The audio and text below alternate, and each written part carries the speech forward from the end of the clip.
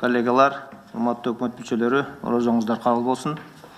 Урматтуу Аида Жекшенбаевна, бул жерде бизде сиздердин өкмөттүн показательдери боюнча коррупцияны жоюу боюнча 6 позицияга жакшырыпсыздар да.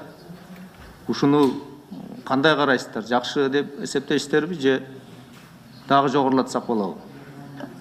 Сурооңузга рахмат. 6%га иш-чара жүргүзүлүп, ушул коррупция 6%га азайып жатат. 19-жылдын показатели боюнча. Бирок албетте коррупция бул биздин эң негизги, коррупцияны күрөшүү эң негизги приоритеттүү кадамдардын арасында. Ошондуктан бул боюнча иш-чара жүргүзүлөт.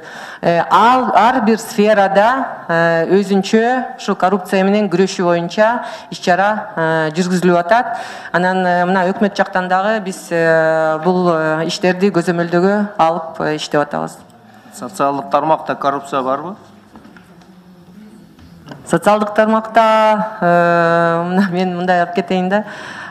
Депутат катары мен да ушул комиссияларда иштедим. Ушул комитеттин алкагында биз көп эле ушул коррупционный моменттерди иштеп аныктап чыкканбыз.